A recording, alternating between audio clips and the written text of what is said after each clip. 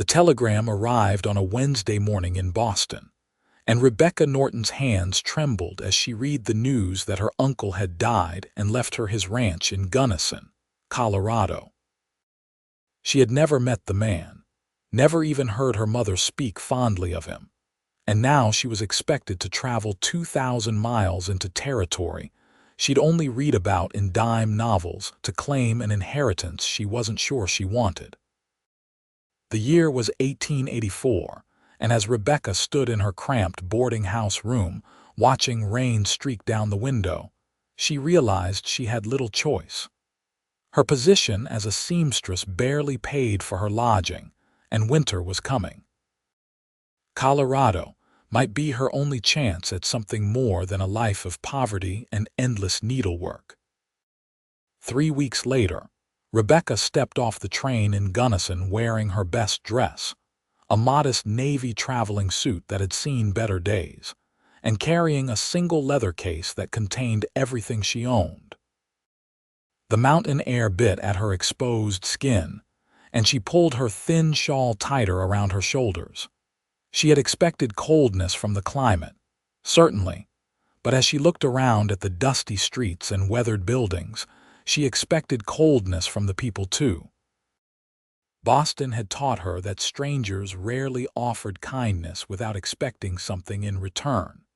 The train station was little more than a platform with a small wooden structure that served as a ticket office.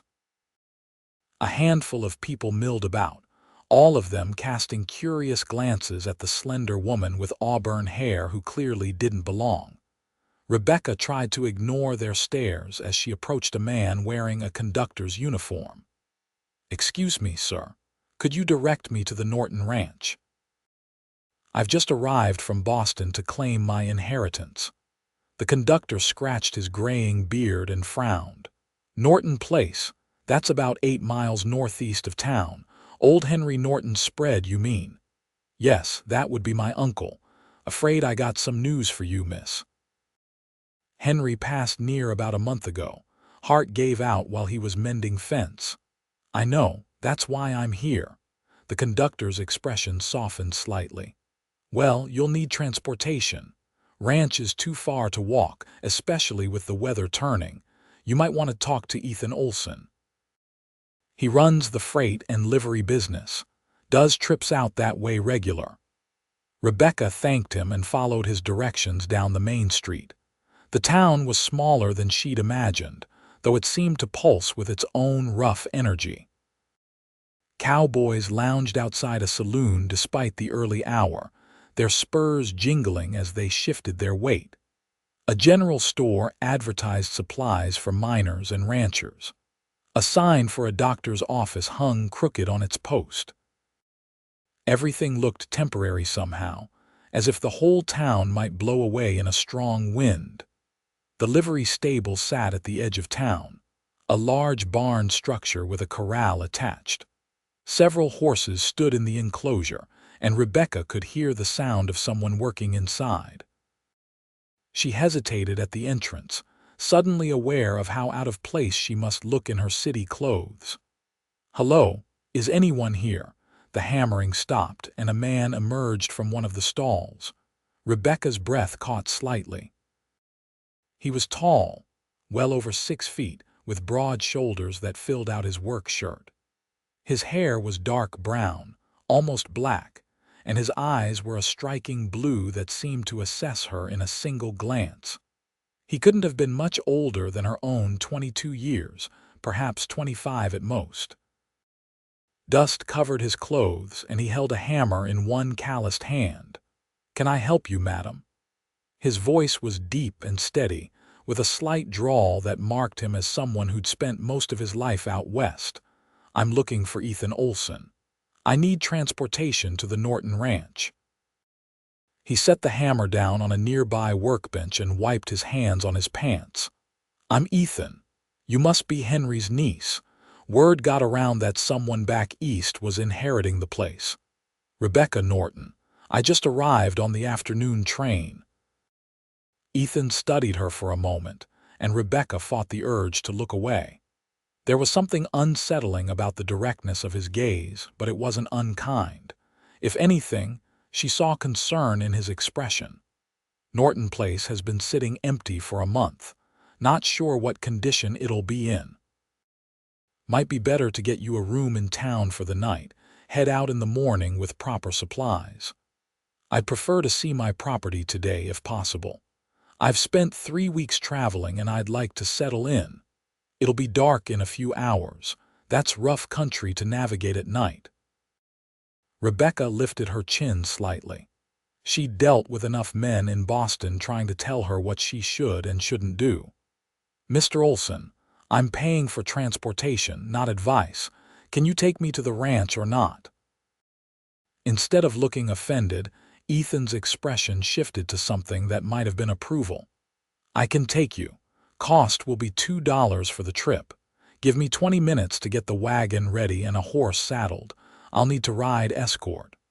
Why would you need to ride escort? I thought we'd both be in the wagon. Someone needs to scout ahead, and I don't leave my horses unattended with strangers driving them. No offense, madam, but I'm guessing you don't have much experience with wagon teams. Rebecca felt heat rise in her cheeks. You're correct. In Boston, we have streetcars. Well, this isn't Boston. He said it plainly without mockery, simply stating a fact. Wait here. There's a bench by the door if you want to sit. He disappeared into the back of the barn, and Rebecca heard him moving around, the sounds of leather and metal, horses nickering softly. She sat on the bench and tried not to think about how cold she was or how much uncertainty lay ahead. The ranch might be a disaster.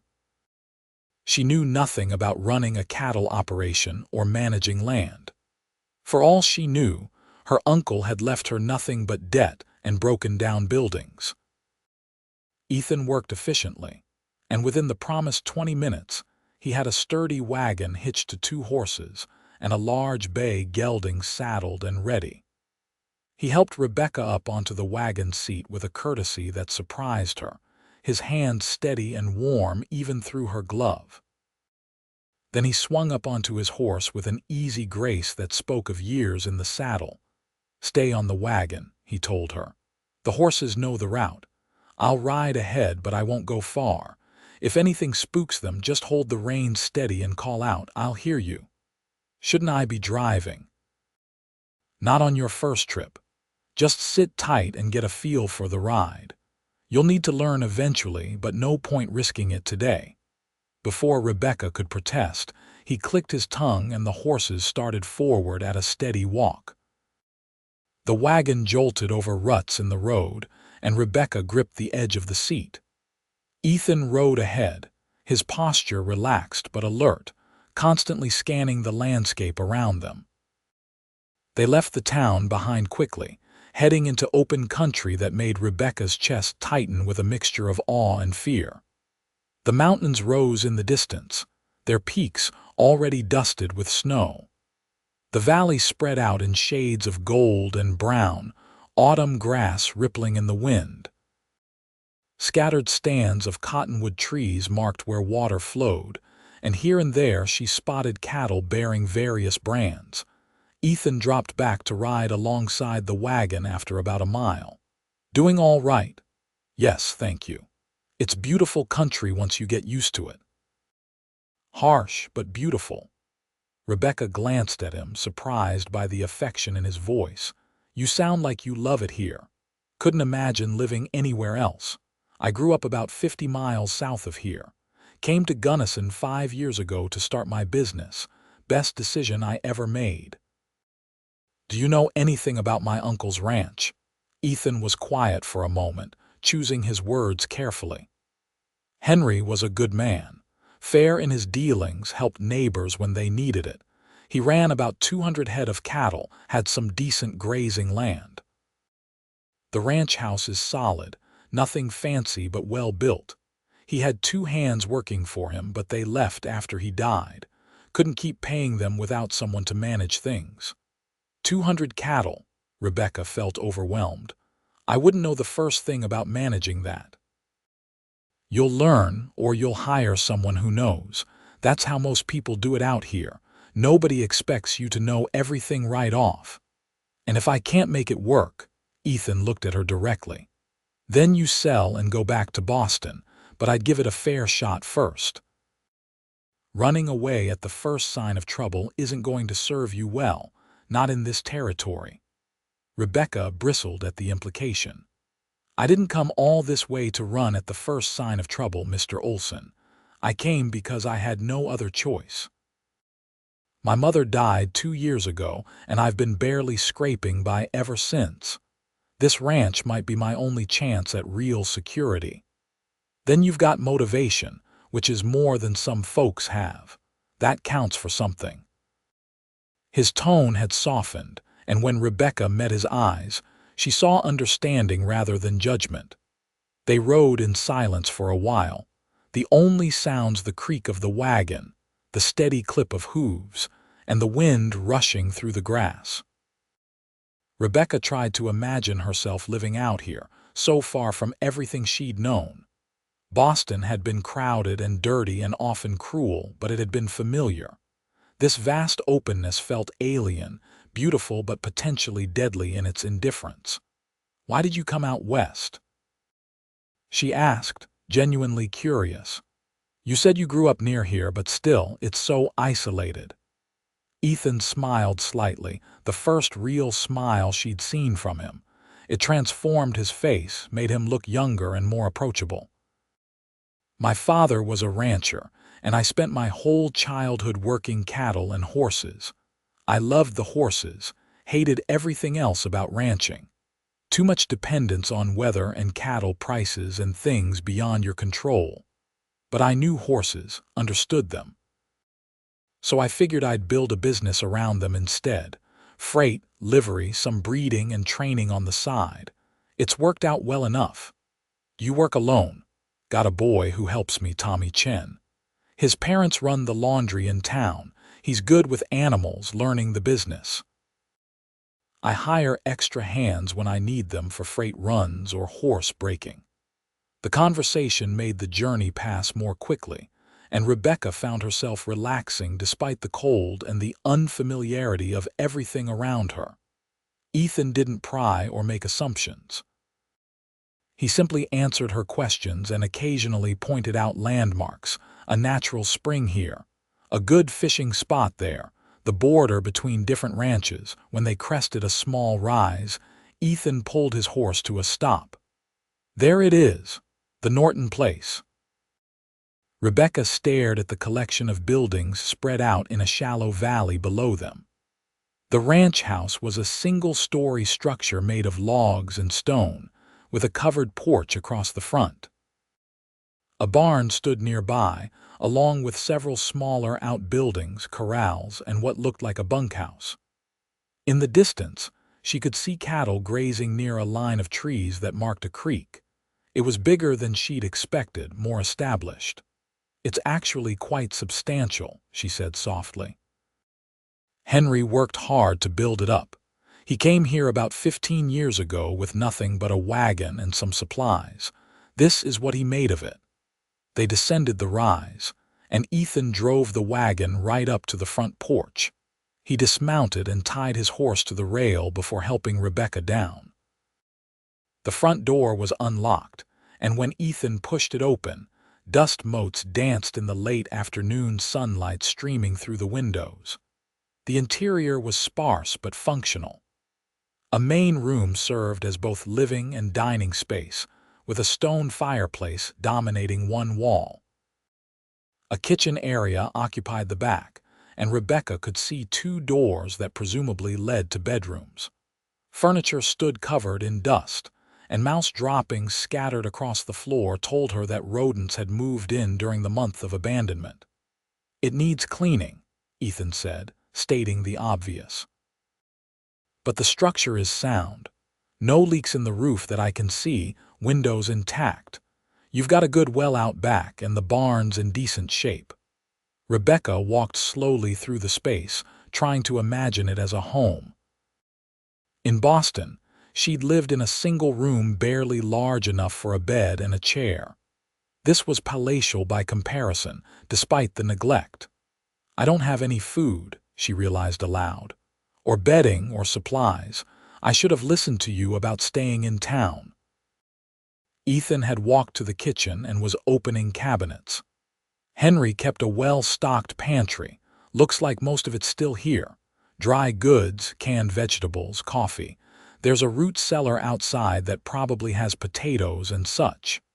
He moved to one of the bedroom doors and looked inside. Bedding still on the bed, just dusty. "I can start a fire, get the chill out of the house. You'll be all right for tonight." "You don't have to do that. You've already been very kind. I'm not leaving you here alone without heat and without showing you how to work the stove and well." "That wouldn't be kindness, madam. That would be abandonment." Before Rebecca could argue, Ethan had gone back outside. She heard him moving around, and when she followed, she found him gathering wood from a covered pile beside the house. He made several trips, stacking logs beside the fireplace and in a box near the kitchen stove. True to his word, he built a fire in the fireplace and got the kitchen stove going. Then he took her outside and showed her how to work the pump at the well, bringing up cold, clear water. He pointed out the root cellar, the smokehouse, the hen house that still had a few scraggly chickens wandering around it. "You've got the basics to survive," he told her as the sun began to sink behind the mountains. "The hard part will be learning to run the ranch itself. But you don't have to figure that out tonight." Rebecca stood on the porch, watching as the sky turned orange and pink. The air had grown even colder, and she shivered despite the shawl wrapped tightly around her shoulders. "Thank you, Mr. Olsen, for everything. I truly didn't expect such help." "Call me Ethan, and you're welcome." He walked to his horse and untied the reins, then paused. "I'll come by tomorrow with some supplies from town, things you'll need that Henry probably didn't keep on hand. Won't charge you for the delivery." "That's not necessary. You've already done so much." "Maybe not necessary, but it's what neighbors do. You'll learn that too." He swung up into the saddle, moving with that same effortless grace. "Keep the fires going tonight. It's going to get cold, and don't open the door for anyone you don't know." "Is it dangerous out here?" "No more dangerous than Boston, just different dangers. Most people are decent, but it's always smart to be careful." He touched the brim of his hat in a gesture that seemed both old-fashioned and natural. "I'll see you tomorrow, Rebecca." He rode off into the gathering dusk, and Rebecca watched until he disappeared over the rise. Then she went back inside, closed the door, and slid the bolt into place. The house felt enormous and empty around her, full of shadows and unfamiliar sounds. She forced herself to explore more thoroughly, opening cabinets and drawers, finding her uncle's belongings still in place. Clothes in the wardrobe, papers on a desk, books on a shelf. Evidence of a life lived alone but not unhappily. In the kitchen, she found enough to make a simple meal of beans and cornbread, using the supplies Ethan had identified. She ate sitting at the rough wooden table, listening to the fire crackle and the wind whistle around the eaves. When full darkness fell, the isolation felt complete. No street sounds, no neighbors arguing through thin walls, no rattling of carriages on cobblestones. Just silence and distance, and the weight of responsibility settling onto her shoulders. That night, Rebecca lay in her uncle's bed, wrapped in quilts that smelled of cedar and thyme, and wondered if she'd made a terrible mistake. The coldness she'd expected had materialized, but not in the way she'd imagined. It wasn't cruelty or indifference from people. It was the physical reality of this place, the vast emptiness, the realization that she was truly alone in a way she'd never been before. But as she drifted toward sleep, she found herself thinking about Ethan's blue eyes and steady hands, the way he'd taken time to help her without making her feel foolish or weak. That had been warmth of a different kind, unexpected and genuine. Maybe, she thought drowsily, there was more warmth to be found here than she'd anticipated. The next morning arrived bright and cold. Rebecca woke to frost on the windows and her breath visible in the air.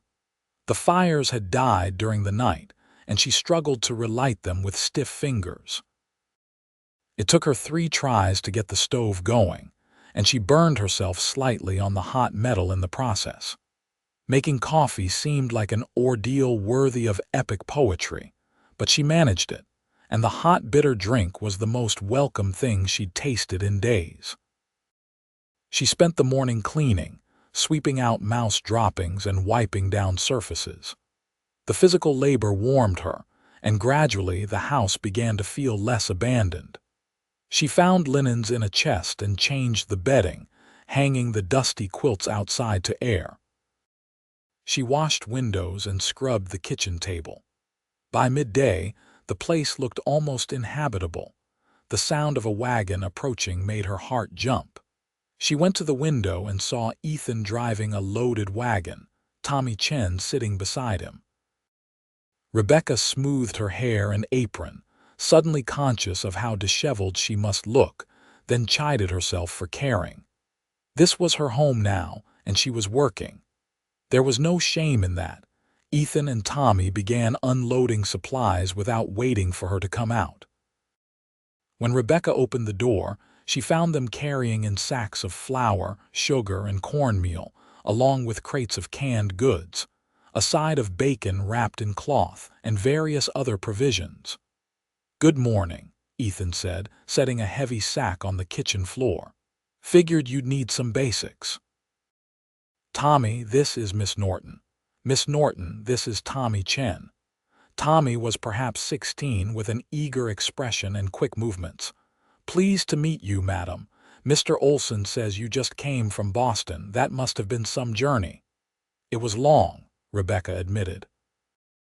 "I'm pleased to meet you as well. Thank you for helping." They made several more trips, and when they'd finished, Rebecca's kitchen was well stocked. Ethan had even included a small sack of apples and a tin of tea, luxuries she hadn't expected. "How much do I owe you?" she asked, dreading the answer. Her small savings wouldn't last long at this rate. "Consider it a welcome gift.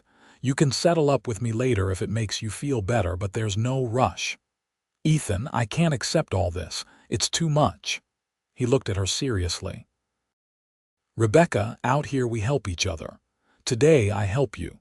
Tomorrow you might help someone else. That's how it works. If you're determined to pay me back, you can settle the account when you sell your first cattle in the spring." "Fair enough."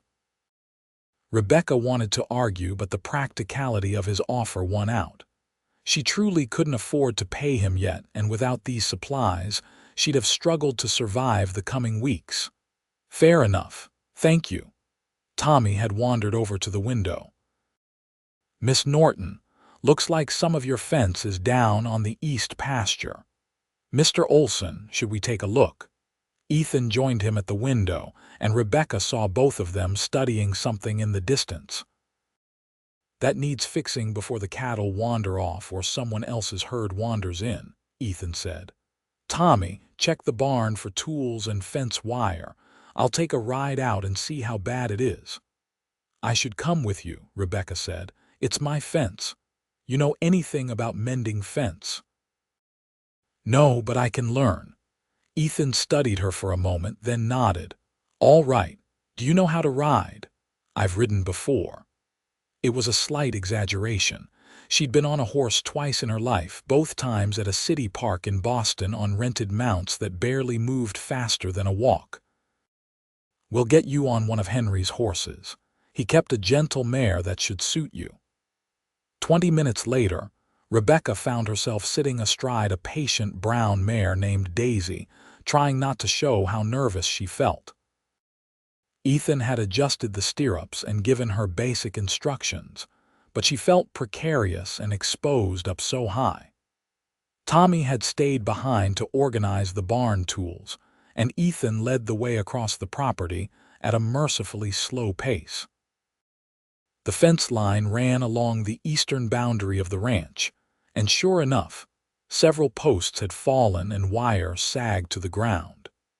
Ethan dismounted and examined the damage while Rebecca clung to her saddle horn, afraid to get down lest she couldn't get back up. "Posts rotted through," Ethan called. "It's fixable, but it'll take time and materials. You'll need to hire someone to do a complete check of all your fences, replace the weak spots before winter really sets in." "How much would that cost?" "Depends on how much needs replacing. Could be $100, could be $300. Hard to say without a full inspection." Rebecca felt her stomach sink. She had perhaps $50 to her name. "I don't have that kind of money." Ethan walked back to his horse, his expression thoughtful. "You have cattle. That's wealth, even if it's not cash in hand. You could take out a loan against the herd at the bank in town, or you could wait until spring and hope the fence holds, or you could sell some cattle now at a loss to raise quick money. Those all sound like terrible options. Welcome to ranching. It's always a gamble." But he smiled slightly, taking the edge off the harsh reality. "Look, I know a couple of good hands who might be willing to work for room, board, and a promise of payment in the spring. Cowboys between jobs, looking for a place to winter. If you're willing to cook for them and provide the bunkhouse, they might be willing to do the heavy repairs." "You make it sound simple."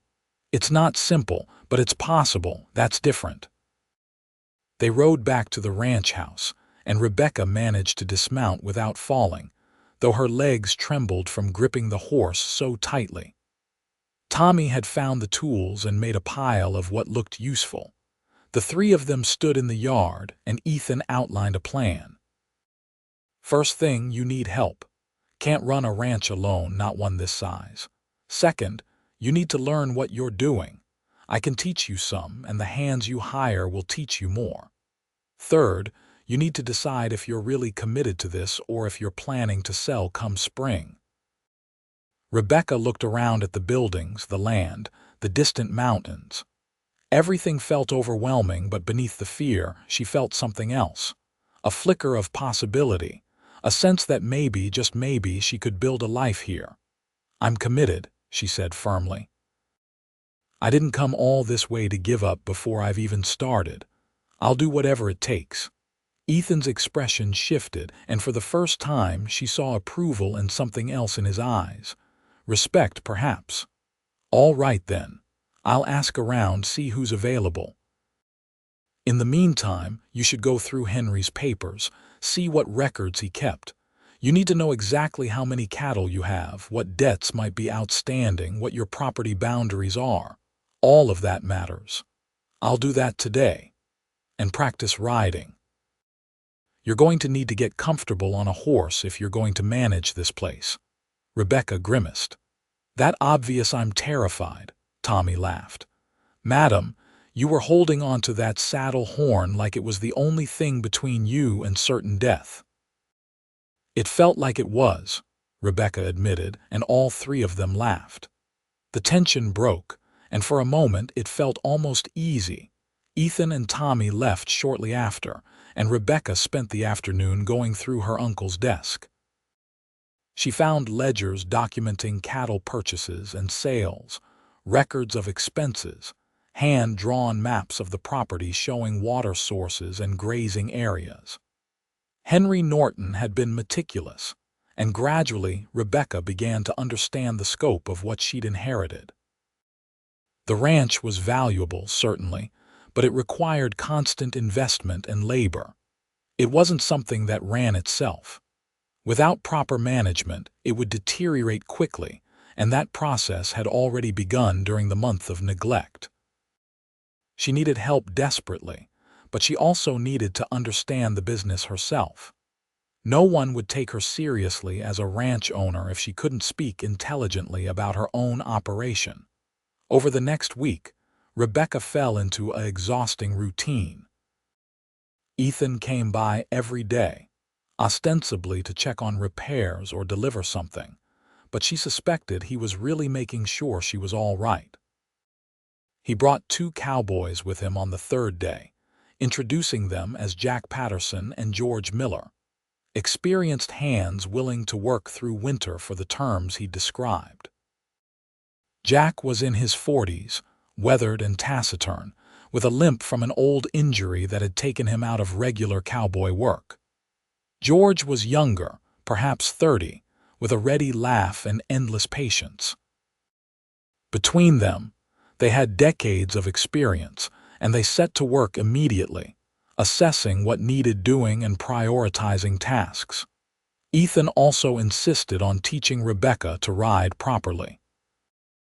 Every morning, he arrived early and took her out on Daisy, showing her how to sit correctly, how to use her legs instead of just the reins, how to stay balanced at different gaits. Rebecca fell off twice, bruising her pride more than her body, but Ethan simply helped her back up and made her try again. "You're getting better," he told her after a week of lessons. They'd ridden out to check on a small herd grazing near the creek, and Rebecca had managed to keep up without embarrassing herself. "Another few weeks and you'll be competent. Just competent, don't get ambitious. Competent will serve you well enough." Rebecca laughed, surprising herself. She couldn't remember the last time she'd laughed so easily. Despite the hard work and constant learning and the cold that seemed to seep into her bones, she felt more alive than she had in years. It was during that ride back to the ranch house that Rebecca realized she was looking forward to Ethan's daily visits with an anticipation that had nothing to do with riding lessons. She found herself noticing details about him. The way he moved with unconscious grace, the patience in his voice when he explained something for the third time, the rare, full smile that lit up his face. He was unlike any man she'd known in Boston, where men had seemed either predatory or indifferent, always calculating what they could gain. Ethan asked for nothing. He simply showed up, day after day, and helped. And slowly, that consistent presence was wrapping around her like warmth against the mountain cold. One evening, nearly 2 weeks after her arrival, Jack and George had gone into town for supplies, and Rebecca found herself making dinner while Ethan repaired a broken hinge on the porch door. She'd learned to cook properly out of necessity, and tonight she'd made a beef stew with vegetables from the root cellar. When she called that it was ready, Ethan washed up at the pump and came inside. "You didn't have to feed me," he said, but he sat at the table willingly enough. "You didn't have to fix my door. I figure we're even." They ate in comfortable silence for a while, and then Rebecca asked something that had been on her mind. "Why do you help me so much? I mean, I'm grateful, but I don't understand it. You barely know me." Ethan set down his spoon and considered the question. "I suppose because I know what it's like to start something new and feel overwhelmed. When I came to Gunnison, I knew horses but not much about running a business. There was a man here, owned the general store, who helped me figure out pricing and bookkeeping and dealing with customers. Never asked for anything in return, just said he liked to see young people make something of themselves. He died 3 years ago, and I still think about him. Figure I can honor his memory by helping someone else who needs it." "Is that the only reason?" He met her eyes, and something in his gaze made her breath catch. "Not the only reason, no, but the rest is harder to explain." Before Rebecca could pursue that intriguing statement, they heard horses approaching. Ethan stood immediately, his hand moving to the pistol he wore at his hip. "Expecting anyone?" "No, stay inside." Ethan went to the door and opened it slightly, keeping himself between Rebecca and whatever was outside. She heard voices, male and unfamiliar, and then Ethan relaxed slightly. "What can I do for you gentlemen?" "Looking for Henry Norton. We've got business with him." "Henry passed away last month. His niece owns the place now." "That's so. Well, maybe she can help us. Henry owed our boss money and we're here to collect." Rebecca moved to stand beside Ethan, ignoring his warning glance. 3 men sat on horses in front of the house, all of them wearing sidearms and hard expressions. The one who'd spoken was lean and mean-looking, with a scar running down one cheek. "I'm Rebecca Norton. What debt are you referring to?" "Your uncle borrowed $500 from Mr. Crawford back in the spring. Payment was due end of October. That's now." Rebecca felt ice form in her stomach. She'd found no record of such a debt in Henry's papers. "I have no record of this debt. Do you have documentation?" "Don't need documentation. Mr. Crawford's word is good enough around here." "Not for me, it isn't. I'm not paying a debt I can't verify." The man's expression hardened. "That's unfortunate, Miss Norton. Mr. Crawford doesn't like being called a liar." Ethan shifted slightly, his posture protective. "I think you gentlemen should leave. If Crawford has a legitimate claim, he can bring proper documentation and discuss it in town with Miss Norton's lawyer present." "She got a lawyer. She will by tomorrow. Now get off her property." The 3 men exchanged glances. The one with the scar leaned forward in his saddle. "This isn't over. Mr. Crawford always collects what's owed." They wheeled their horses around and rode off into the darkness. Rebecca realized she was shaking. "Who's Mr. Crawford?" "Simon Crawford. Owns the biggest ranch in the valley, about 20 miles west of here. He's not a man to trifle with, but he's also not known for being a liar. If he says Henry owed him money, there's probably truth to it." Ethan closed the door and turned to face her. "But that doesn't mean you pay without proof." "I'll take you to see Martin Foster tomorrow. He's a lawyer in town, honest as they come. He can look into this." "What if the debt is real? I don't have $500. We'll figure it out. Don't panic yet." But Rebecca was panicking, the brief confidence she'd built up over the past 2 weeks crumbling. "Maybe I should just sell the ranch, cut my losses before things get worse." "Rebecca, look at me." Ethan's voice was firm and she met his eyes. "You're not selling. Not like this, under pressure and fear. If you decide to sell, it'll be because you've made a clear-headed choice, not because someone scared you into it. Understand? I'm in over my head, Ethan. Everyone feels that way sometimes, but you're stronger than you think. I've watched you these past 2 weeks. You work hard, you learn quickly, and you don't give up even when you're tired and cold and probably wishing you'd never left Boston. That's strength. Don't doubt it now." His words steadied her, and Rebecca took a deep breath. "All right. We'll see the lawyer tomorrow. But Ethan, I need to ask you something. Why do you care so much? The real reason." He looked at her for a long moment, and she saw something vulnerable in his expression, something that hadn't been there before. "Because somewhere in the last 2 weeks I started to care about you, not just as a neighbor or someone who needs help. As a person I want to know better. As a woman I think about when I should be thinking about work." He paused, then continued more quietly. "I know it's too soon to say such things. I know you probably think I'm crazy or overstepping, but you asked for honesty and that's the truth." Rebecca's heart was pounding. "I don't think you're crazy. I think you're the best thing that's happened to me in a very long time." The air between them felt charged, full of possibility. Ethan took a step closer, close enough that Rebecca could see the exact color of his eyes, the way they darkened with emotion. "I don't want to complicate your life more than it already is. Maybe I want complications. Maybe I'm tired of being alone and scared and trying to handle everything by myself." "You're not alone," Ethan said softly. "Not anymore." He reached out slowly, giving her time to pull away, and cupped her face gently in his calloused hand. Rebecca leaned into the touch, her eyes closing briefly at the warmth and tenderness of it. When she opened them, Ethan was even closer, and then he was kissing her, gentle and careful, as if she were something precious that might break. Rebecca had been kissed before, clumsy attempts by boys in Boston who'd wanted nothing but what they could take. This was nothing like that. Ethan kissed her like he meant it, like he was making a promise, and when he pulled back, Rebecca felt bereft. "I've wanted to do that since the first day I met you," he admitted. "You looked so determined and so scared standing there in your city clothes, trying to pretend you weren't terrified. I thought you were the bravest person I'd ever seen." "I was terrified. I still am, most of the time. That's what makes it bravery, doing it anyway."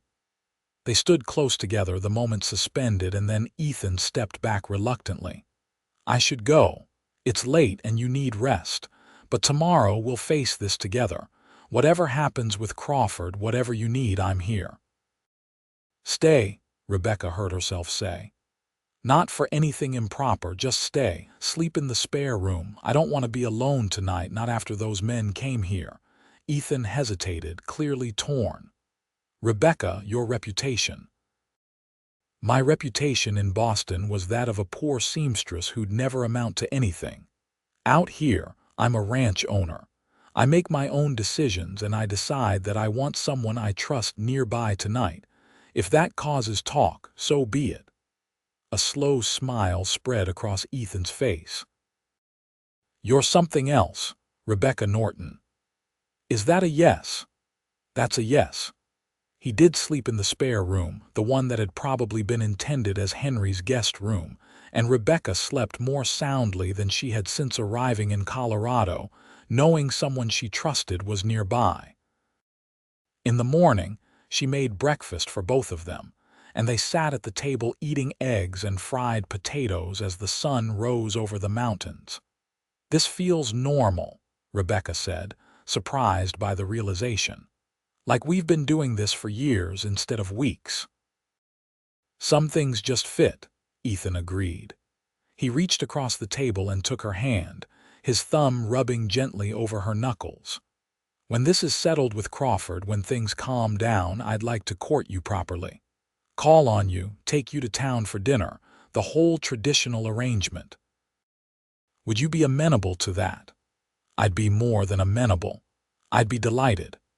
They rode into town together that morning, Rebecca more confident now in the saddle, though she still preferred Daisy's sedate pace to anything more adventurous.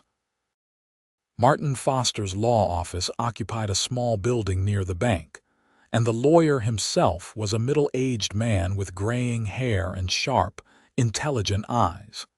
He listened carefully as Rebecca explained the situation, and then he leaned back in his chair, steepling his fingers thoughtfully. "Simon Crawford is generally an honest businessman, but he's also opportunistic. If he says Henry owed him money, there's likely some truth to it, but the amount or terms might be in question. I'll need to contact Crawford directly and request documentation. In the meantime, don't make any payments or sign anything. What if he sends those men back? If he threatens you or trespasses on your property, report it to the sheriff. Crawford may be powerful, but he's not above the law. Not entirely, anyway."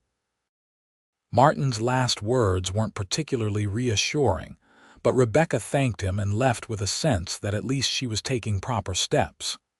Ethan walked her to the general store afterward, insisting she needed warmer clothes for the coming winter. "I can't keep spending money," Rebecca protested. "Not with this debt hanging over me." "You can't freeze to death either. Come on, a decent coat isn't going to bankrupt you." The store was warm and crowded with goods. The proprietor, a cheerful woman named Margaret Hayes, took one look at Rebecca's thin shawl and immediately began pulling items from shelves. "You poor dear, that's not nearly enough for a Colorado winter." "Ethan's right, you need proper clothing." By the time they left, Rebecca had a heavy wool coat, 2 warmer dresses suitable for work, and new gloves. The cost made her wince, but she had to admit she felt immediately warmer in the coat. They were walking back toward the livery when a well-dressed man stepped into their path.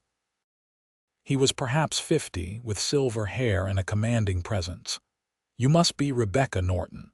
I'm Simon Crawford. I believe we have business to discuss. Rebecca fought the urge to step behind Ethan. Mr. Crawford, I've engaged a lawyer to review any claims against my uncle's estate. He'll be contacting you, so I heard. That's wise, actually. I respect caution in business dealings.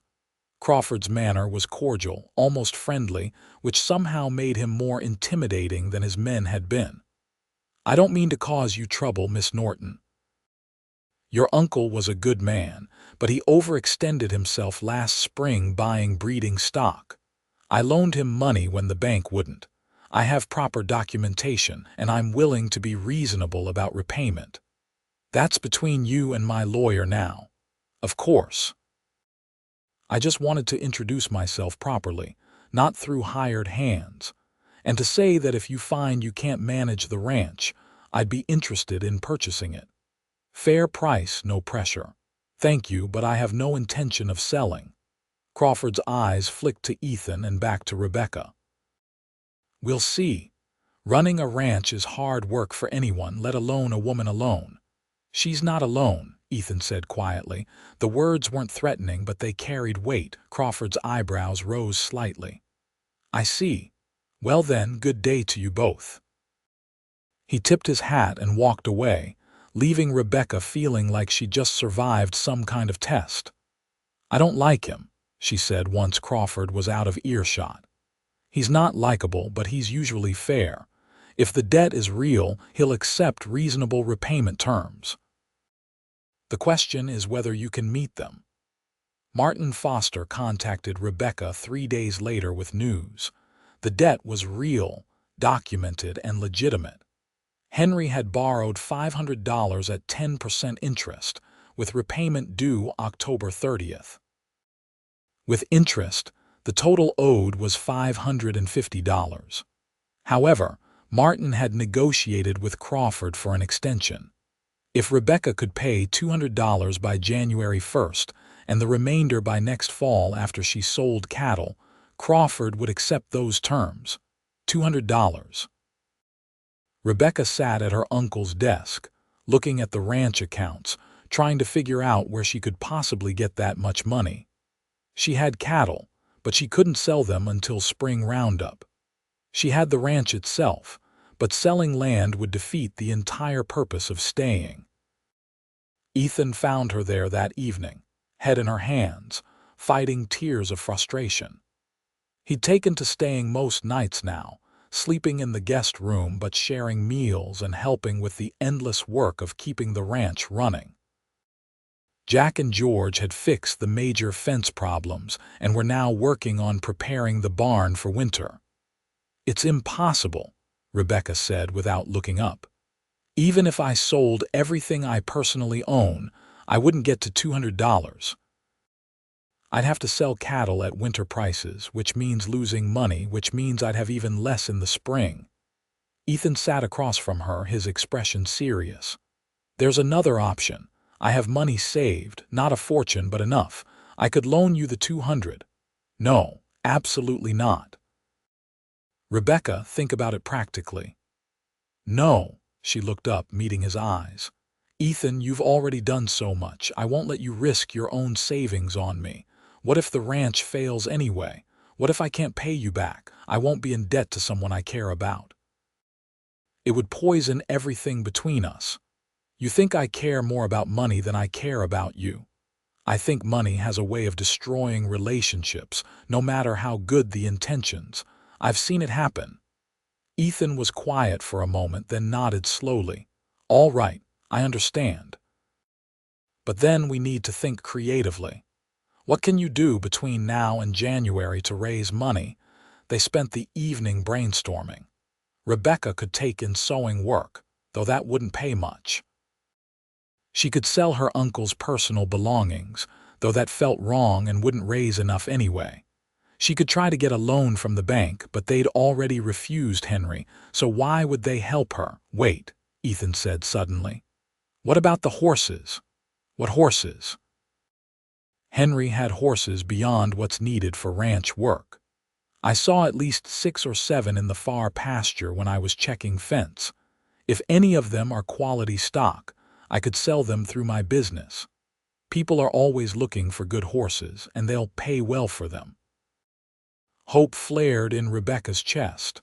"How much could we get?" "Depends on the horses. Let's check them in the morning." That night, Rebecca lay in bed thinking about how much her life had changed in less than a month. She'd gone from lonely seamstress to ranch owner, from expecting coldness to finding warmth in the most unexpected place. Ethan had become essential to her life, and not just because he helped with practical matters. She missed him when he wasn't around. She found herself listening for his voice, looking for his smile, treasuring the casual touches that had become more frequent between them. She was falling in love with him, she realized. Probably had been since that first day when he'd insisted on helping her despite her prickly independence. The realization should have scared her, but instead it felt right, like something settling into place. In the morning, Ethan arrived early, and they rode out together to the far pasture where Henry had kept horses he wasn't actively using. There were 8 of them, ranging from a sturdy draft horse to several lighter saddle horses. Ethan examined each one carefully, checking teeth and legs, observing movement and temperament. "2 of these are excellent," he finally declared, pointing to a gray gelding and a bay mare. The gray is a solid roping horse, probably 6 years old, well trained. The mare is younger, maybe 3, but she's got good conformation and a calm disposition. I could sell both of them within a week, probably get you $150 total. The others are average, might bring another 50 or 60 if we're lucky. "That's $200, Rebecca breathed. "That would do it." "It would. But Rebecca, these are your horses. Once they're sold, they're gone. Are you sure?"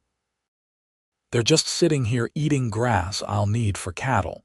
And if selling them saves the ranch, then yes, I'm sure." Ethan rounded up the 2 best horses that day and took them back to his stable in town. Within a week, he'd sold both for exactly what he'd estimated. The gray went to a rancher from up north who needed a good working horse, and the bay went to a banker's daughter who wanted a gentle mount. The other horses sold more slowly, but by mid-December, Rebecca had $220. She paid Crawford's representatives on December 20th, getting a proper receipt and keeping a copy for her lawyer. The relief of having that debt partially resolved made her giddy, and she found herself humming while she worked, something she couldn't remember ever doing in Boston. Christmas approached, and Rebecca realized it would be her first holiday in her own home. She'd spent the previous several Christmases alone in her boarding house room, perhaps splurging on a small cake if she'd had a good week of work. This year felt different, full of possibility. She mentioned to Ethan that she'd like to have Jack and George for Christmas dinner, and he immediately offered to help cook. "I make a decent roast beef," he said, "and my mother taught me to make bread before I left home." "You bake bread?" Don't sound so surprised. "A man alone learns to cook, or he starves." Christmas Day dawned clear and cold, with fresh snow covering everything in pristine white. Rebecca had decorated the house with pine boughs and holly, filling the rooms with evergreen scent. She'd bought modest gifts in town: tobacco for Jack and George, a new pair of gloves for Tommy, and for Ethan, a fine leather belt she'd seen him admiring in the general store. Ethan arrived early as always and helped her prepare the meal. They worked side by side in the kitchen, moving around each other with easy familiarity, and Rebecca thought how domestic it all felt. How right. When Jack, George, and Tommy arrived in the afternoon, the house was warm and full of good smells. They ate at the big table, laughing and telling stories, and Rebecca felt tears prick her eyes at the simple joy of it. She'd spent so many years alone, and now she was surrounded by people who cared about her. After dinner, they exchanged modest gifts, and then Jack pulled out a harmonica and played carols while they sang along. It was simple and perfect, and when everyone finally left as night fell, Ethan lingered. "I have something for you," he said, pulling a small wrapped package from his coat pocket. "It's not much, but I saw it and thought of you." Rebecca opened it carefully. Inside was a silver compass, small enough to fit in her palm, beautifully engraved with mountains and stars. "Ethan, it's beautiful. So you always know which way you're heading," he said, "and so you remember that you're exactly where you're supposed to be." Rebecca looked up at him, this man who'd appeared in her life like an answer to questions she hadn't known to ask. "I have something for you, too." She retrieved the belt she'd wrapped and handed it to him. He opened it and smiled. "I was hoping someone would buy this before I broke down and bought it myself." "I know. I saw you looking at it." They stood close together, the firelight casting shadows around them. Ethan set the belt aside and took both her hands in his. "Rebecca, I know it's soon. I know we've barely known each other a month, but I need you to know that I'm serious about this, about us. I'm not passing time or playing games. I think I'm falling in love with you, and I wanted you to know." Rebecca's heart felt too full for her chest. "I think I'm falling in love with you too. Actually, I don't think. I know. I love you, Ethan Olsen." He kissed her then, deeper than before, full of promise and passion barely restrained. When they broke apart, both breathing hard, Ethan rested his forehead against hers. "I want to marry you. I want to wake up next to you every morning and fall asleep with you every night. I want to help you run this ranch and build a life together. But I'll wait as long as you need me to wait. I'll do this properly, whatever that means to you." "I don't need you to wait," Rebecca said. "I don't need a long courtship or elaborate gestures. I need you just as you are. Yes, I'll marry you." Ethan pulled back to look at her as if making sure he'd heard correctly. "You're certain?" "I've never been more certain of anything. You've shown me what real kindness looks like, what real strength is. You've been patient with me, helped me, believed in me when I didn't believe in myself. I don't want to waste time being proper when I already know exactly what I want." He kissed her again, and this time Rebecca felt the full force of his feelings, the passion he'd been holding back out of respect. His hands moved to her waist, pulling her closer, and Rebecca wrapped her arms around his neck, losing herself in the moment. When they finally broke apart, both flushed and breathing hard, Ethan said, "We should probably stop before I forget myself completely." "What if I don't want you to stop, Rebecca?" His voice was strained. "I want to do this right. You deserve that." She touched his face gently. "You've already done everything right, but if you want to wait until we're married, I'll respect that. How soon can we arrange a wedding? The minister could marry us any time, tomorrow if you wanted. Let's not rush quite that much. How about New Year's Day, a week from now?" A new year, a new beginning. New Year's Day sounds perfect. They spent the rest of the evening making plans, giddy as children. They'd have a small ceremony with just their close friends. Rebecca would wear a simple dress she could make herself. Ethan would arrange for the minister and handle the legal paperwork. Afterward, there'd be a small celebration at the ranch.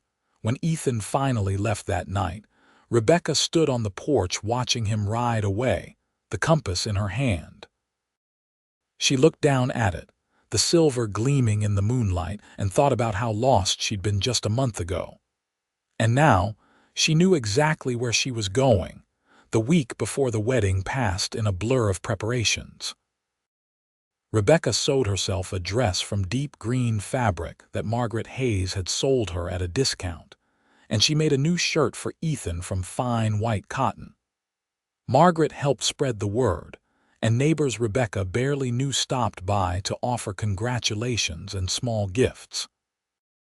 A set of embroidered dish towels, a jar of preserves, a hand-carved wooden spoon. The community was welcoming her in their own way. Jack and George cleaned up the bunkhouse and insisted they'd stay there permanently, giving Ethan and Rebecca privacy in the main house. Tommy recruited some friends and gave the barn a thorough cleaning. Even Martin Foster, the lawyer, came by with a wedding present of a proper survey map of the ranch. Simon Crawford sent a note offering congratulations and a reminder that the final payment would be due after the fall cattle sale. It was pragmatic rather than warm, but it wasn't hostile, which Rebecca took as a good sign. On New Year's Eve, Rebecca spent the night alone in the ranch house for the last time. She thought about writing to old friends in Boston, then realized she had none close enough to share this news with. Her old life felt like something that had happened to someone else. She was Rebecca Norton of Gunnison, Colorado now, about to become Rebecca Olsen. The woman who'd stepped off that train expecting coldness and found warmth instead. New Year's Day dawned bright and beautiful, the sky a brilliant blue against the white mountains. Rebecca dressed carefully in her new green dress, pinning up her auburn hair and wishing she had a mirror large enough to see the full effect. Margaret arrived early to help, bringing flowers she'd somehow acquired despite the season. "You look beautiful," Margaret said warmly. "Ethan won't be able to take his eyes off you." The ceremony took place in the ranch house, with the minister standing before the fireplace and a dozen people gathered to witness.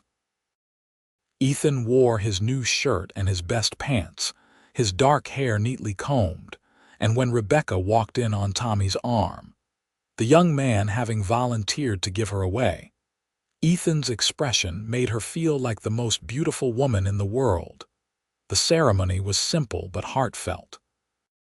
They exchanged vows they'd written themselves, promising to support each other through the challenges of ranch life, to face whatever came with honesty and love. When the minister pronounced them husband and wife, Ethan kissed Rebecca with such tenderness that several people in attendance wiped away tears. They celebrated afterward with food and music, the small house packed with people. Jack played his harmonica again, and couples danced in the small space. Rebecca danced with Ethan, with Jack, with George, with Tommy, overwhelmed by the outpouring of goodwill. As evening approached and guests began to leave, Ethan caught Rebecca's hand. "Ready to start our life together, Mrs. Olsen?" "I've been ready since Christmas," she admitted. That night, they finally shared a bed as husband and wife, and Rebecca discovered that the warmth Ethan had shown her in every other aspect of life extended here too. He was gentle and patient, making sure she felt safe and cherished, and when she fell asleep in his arms, she felt complete in a way she'd never experienced before. The winter months were hard but happy. They worked side by side, learning each other's rhythms and habits.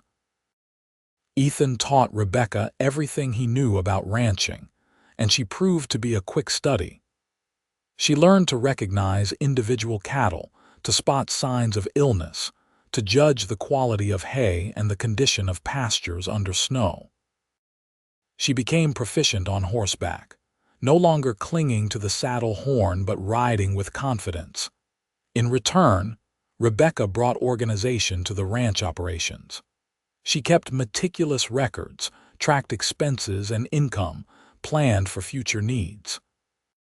Her years of careful budgeting in Boston served her well, and under her management, the ranch began to run more efficiently. They also learned each other in quieter ways. Rebecca discovered that Ethan was a morning person who woke with the sun, cheerful and energetic.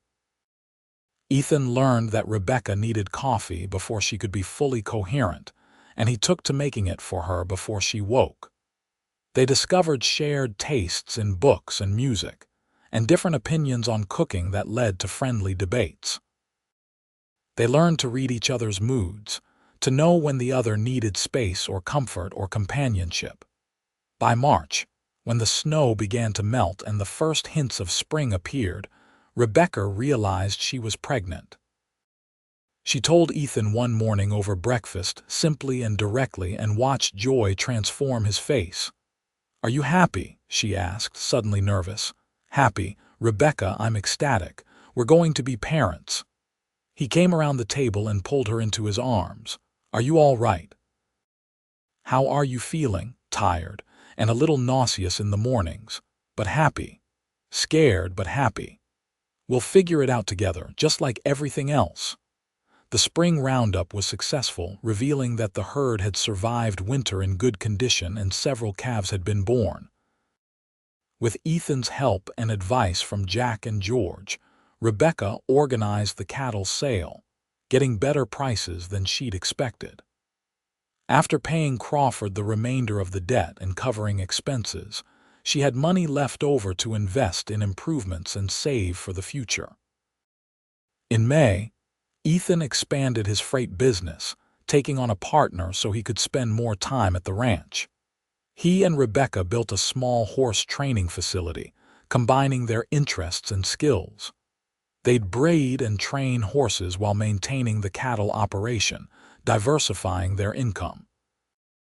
Rebecca's pregnancy progressed smoothly, though she hated being slowed down by the physical limitations. She continued working as long as she could, finally being forced to admit she needed rest when she was 8 months along. Margaret and other women from town visited regularly, bringing gifts for the baby and advice Rebecca sometimes wanted and sometimes didn't.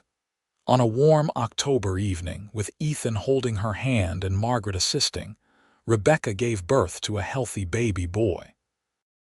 They named him Henry Thomas Olsen, honoring Rebecca's uncle and Ethan's father. The boy had dark hair like his father and what would eventually become his mother's auburn coloring.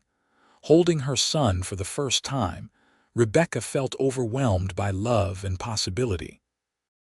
This child would grow up knowing warmth and security, surrounded by people who cared about him. He'd never know the loneliness and struggle that had defined her early life. "He's perfect," Ethan whispered, touching his son's tiny hand with one finger. "You're perfect. I can't believe how lucky I am." "We're both lucky," Rebecca corrected. "I still can't believe that just over a year ago I'd never been to Colorado, never met you, never imagined any of this was possible." The first year of Henry's life passed in sleepless nights and exhausted days, but also in moments of piercing joy. His first smile, his first laugh, the day he rolled over on his own.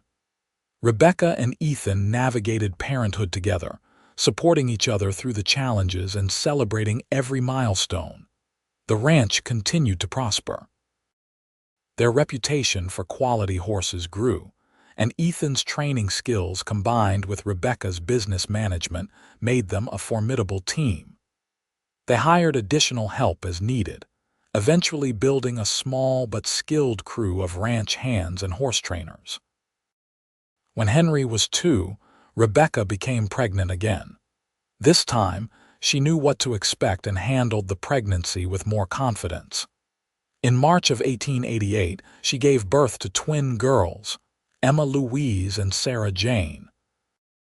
The girls were identical, with auburn hair and blue-green eyes that seemed to combine the best of both parents. 3 children, Ethan said, holding both girls while Rebecca rested after the birth. "We're going to need a bigger house." They did expand the house that summer, adding 2 bedrooms and a larger kitchen. Jack and George, who'd become permanent fixtures on the ranch, helped with the construction. Tommy, now a young man making his own way, came back for the project, bringing his new wife, a Chinese-American woman named Lily who'd grown up in Gunnison. The house filled with life and noise and love. Rebecca sometimes stood on the porch in the evening, watching Ethan play with the children in the yard, and marveled at how far she'd come. The frightened woman who'd stepped off the train expecting Coldness seemed like a stranger now. As the children grew, they helped on the ranch according to their abilities. Henry showed an early talent with horses, spending hours in the barn with his father. The twins were inseparable, creating their own language and games, keeping everyone entertained with their antics. In 1892, Rebecca's former landlady from Boston wrote to say she'd found some of Rebecca's old belongings in storage. Did Rebecca want them sent to Colorado? Rebecca wrote back asking for only one thing: the small daguerreotype of her mother, the only image she had. When it arrived, she put it on the mantel so her children would know the grandmother they'd never meet. "Tell us about Boston," Henry asked one evening. He was 7 now, curious about everything. Rebecca thought about what to say. "It was very different from here. Crowded, noisy, dirty. I worked very hard and had very little. I was lonely most of the time." "Why did you come here then?" "Because my uncle, the man you're named for, left me this ranch. I didn't know if I could make it work, but I decided to try. And on my very first day, I met your father and he helped me. He's been helping me ever since." "Papa helps everyone," Sarah said matter-of-factly. "He does," Rebecca agreed, smiling at Ethan across the room. "He wrapped me in warmth when I expected coldness, and he never let go." Ethan smiled back, the same warm smile that had slowly won her heart all those years ago. "Never letting go," he confirmed. The years continued to pass, marked by the rhythms of ranch life and family. They faced challenges: droughts that threatened the cattle, harsh winters that tested everyone's endurance, the occasional conflict with neighbors over water rights or strayed cattle. But they faced everything together, as partners in every sense. In 1895, they celebrated 10 years of marriage with a party that brought together everyone who'd been part of their journey. Margaret Hayes, now elderly but still sharp, reminded everyone that she'd predicted the match from the start. Martin Foster presented them with a legal document he'd prepared, officially merging Ethan's livery business and the ranch into a single family operation. Simon Crawford even attended, bringing an expensive bottle of whiskey and admitting that he was glad Rebecca had kept the ranch rather than selling to him. "You've made something good here," Crawford said, and coming from him, it was high praise. That night, after the guests had gone and the children were asleep, Rebecca and Ethan sat on the porch watching stars appear in the darkening sky. The compass Ethan had given her for their first Christmas hung on a chain around her neck now, and she touched it often, a reminder of finding her direction. "Happy?" Ethan asked, taking her hand. "Happier than I ever imagined possible. Sometimes I think about that woman who got off the train 10 years ago, so scared and trying so hard not to show it. I wish I could tell her that everything was going to be all right, better than all right. She got herself here. That took courage. She got lucky. She found you." "We found each other," Ethan corrected. "And we built this together. That's not luck, Rebecca. That's love and work and commitment." Rebecca leaned against his shoulder, feeling the solid warmth of him, the absolute reliability that had defined their relationship from the start. "I love you." "I don't say it enough. You say it every day in 100 different ways, but I never get tired of hearing the words, 'I love you too.'" They sat in comfortable silence, listening to night sounds. Cattle lowing in the distance, horses moving in the corrals, an owl calling from the cottonwoods by the creek. This was home, Rebecca thought. Not just the physical place, but this feeling of belonging, of being exactly where she was meant to be. The children grew, and gradually the ranch became their responsibility to share. Henry, as expected, took to the horse training operation with natural skill. The twins, as they matured into young women, showed different interests. Emma had her father's business sense and her mother's organizational skills, eventually taking over much of the ranch management. Sarah had artistic talent, and began documenting ranch life through drawings and paintings that captured the beauty of their corner of Colorado. In 1900, as the new century dawned, Rebecca and Ethan stood with their children on the porch, watching fireworks someone was setting off in town. The displays were visible even from their distance, bright bursts of color against the night sky. "New century," Ethan said. "Who knows what it'll bring?" "Whatever it brings, we'll handle it," Rebecca said confidently. Together, Henry, now a young man of 18, smiled. "That's what you two always say." "Because it's always true," Ethan replied. "That's the secret, son. Find the right partner and you can handle anything." The years that followed brought gradual changes. Jack retired, his old injury finally forcing him to give up active ranch work, though he stayed on living in the bunkhouse and helping where he could. George married late in life, bringing his wife to live on the ranch in a small house they built near the creek.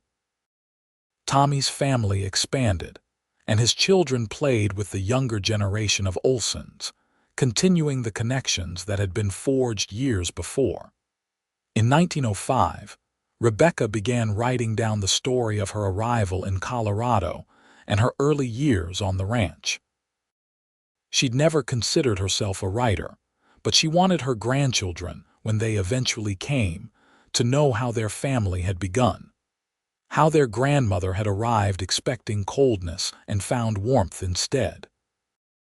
The manuscript grew slowly, written in moments stolen from ranch work and family obligations. Emma encouraged her, sometimes asking questions that prompted memories Rebecca hadn't thought about in years. The process of writing helped Rebecca appreciate how much she'd accomplished, how much she'd grown from that frightened woman on the train platform. Henry married in 1906, bringing home a rancher's daughter from up north. The wedding was large and joyous, and Rebecca cried watching her son exchange vows, remembering her own simple ceremony in the ranch house. A year later, Rebecca held her first grandchild, a sturdy boy named after Ethan. Emma married in 1908 to the son of a banker from Gunnison, a quiet man with a head for numbers who fit perfectly into the ranch operation. Sarah, to everyone's surprise, moved to Denver to study art formally, though she returned every summer and maintained close ties to the family.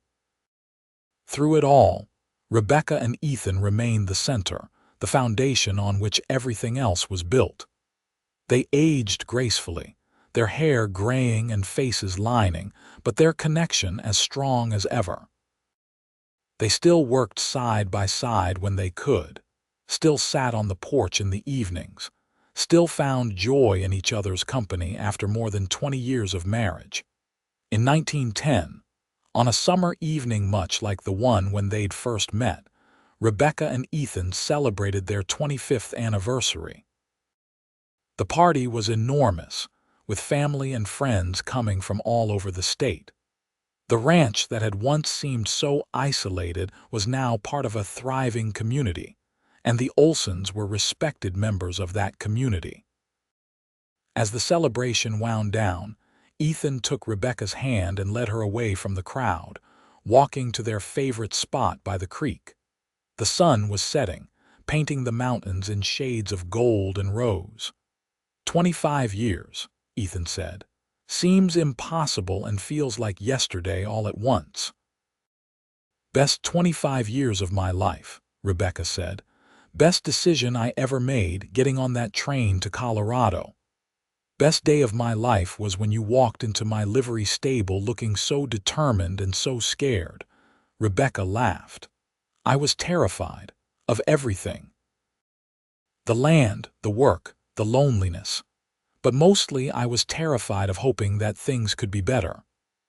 Are they better? She looked at him, this man who'd kept every promise he'd ever made to her, who'd stood by her through every challenge, who'd built a life and family with her. Better than I ever dreamed possible. Ethan pulled her close, and she rested her head on his chest, listening to his heartbeat, steady and strong. Thank you, he said softly, "for taking a chance on me, on us, on this life. Thank you for wrapping me in warmth and never letting go." They stood together as the sun completed its descent and stars began to appear, the same stars they'd watched together for a quarter century. The ranch spread around them, full of life they'd created and nurtured. Children and grandchildren, horses and cattle, buildings and land, all of it fruit of their labor and love. The years continued to pass, as they always do. More grandchildren arrived and eventually great-grandchildren. The ranch evolved with changing times, incorporating new techniques and technologies while maintaining its essential character. The Olsen family became a fixture in Gunnison, known for quality horses, fair dealing, and generosity with neighbors. Rebecca finished her manuscript in 1915, producing a leather-bound volume that she kept on a special shelf. She read from it sometimes to her grandchildren, telling them about the young woman who'd arrived expecting coldness and found warmth instead. The children loved the story, made her tell certain parts over and over. The first meeting with Ethan, the confrontation with Crawford's men, the wedding on New Year's Day. In 1920, Rebecca and Ethan celebrated their 35th anniversary quietly, with just immediate family. They were in their 50s now, still active but slower, content to let the younger generation handle most of the heavy ranch work. They spent more time together, taking rides through their land, visiting with grandchildren, simply enjoying each other's company. One evening, sitting on the porch where they'd spent countless hours, Ethan said, "I've been thinking about what's made us work all these years." "And what's your conclusion?" "I think it's that we started as friends. We built a partnership before we called it love." The foundation was solid from the beginning. Rebecca considered this. "I think you're right. I trusted you before I loved you, and once I loved you, I knew that trust was justified. You've never given me reason to doubt you. You neither.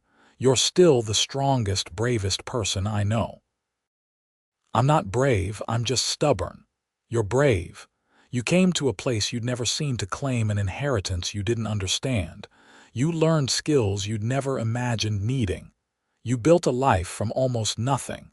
That's bravery." Rebecca smiled. "If I'm brave, it's because you gave me the safety to be brave. You wrapped me in warmth, and that warmth gave me strength to face everything else." They grew old together, as people in love hope to do. Ethan's hair went completely white, and Rebecca's auburn faded to silver. They moved more slowly, needed more rest, but their minds remained sharp and their connection undiminished. When Ethan's health began to fail in 1928, Rebecca nursed him with fierce determination, refusing to let him go before his time. "You promised never to let go," she reminded him one night when he was particularly weak. "Still keeping that promise," he whispered. "Always will." He recovered from that illness, and they had another 2 years together. Good years, full of family and quiet contentment. They celebrated their 45th anniversary in 1930, surrounded by children, grandchildren, and great-grandchildren, a testament to the life they'd built together. Ethan died peacefully in his sleep on a winter night in 1931, with Rebecca beside him as she'd been for nearly half a century. She woke to find him gone, and her grief was profound but not bitter. They'd had a long life together, full of love and achievement and joy. She couldn't regret the ending when the journey had been so beautiful. She had him buried on a hillside overlooking the ranch, under a cottonwood tree they'd planted together years ago. The headstone was simple. Ethan Olsen, 1862–1931. Beloved husband, father, and friend, he wrapped others in warmth and never let go. Rebecca lived another 8 years, remaining active and sharp until the end. She updated her manuscript, adding the later years, wanting the full story preserved. She saw the ranch through the difficult Depression years, using the business skills she'd honed over decades to keep the operation solvent when others failed. She watched her grandchildren grow and begin families of their own. She continued to ride Daisy's great-great-granddaughter, maintaining the connection to those early days. On a spring morning in 1939, Rebecca passed away peacefully in her sleep, in the ranch house where she'd lived for more than 50 years. Her family buried her beside Ethan under the cottonwood tree. Her headstone read, Rebecca Norton Olsen, 1862-1939. Beloved wife, mother, and pioneer, she expected coldness but found warmth instead. The ranch continued under family management, passed down through generations, each adding their own contributions while honoring the foundation Rebecca and Ethan had built. The manuscript Rebecca wrote became a family treasure, read to each new generation, keeping alive the story of how their family began. The cottonwood tree grew tall and strong, its branches spreading wide over 2 graves. In summer, children and grandchildren and great-grandchildren often came to sit in its shade, listening to stories about the woman who arrived from Boston expecting nothing and the cowboy who gave her everything. They learned about courage and love, about building something lasting through hard work and commitment, about the warmth that can exist even in the coldest places if you're brave enough to reach for it. And through the years, as seasons changed and the ranch evolved, that story remained the heart of everything. She arrived expecting coldness. The cowboy wrapped her in warmth and never let go.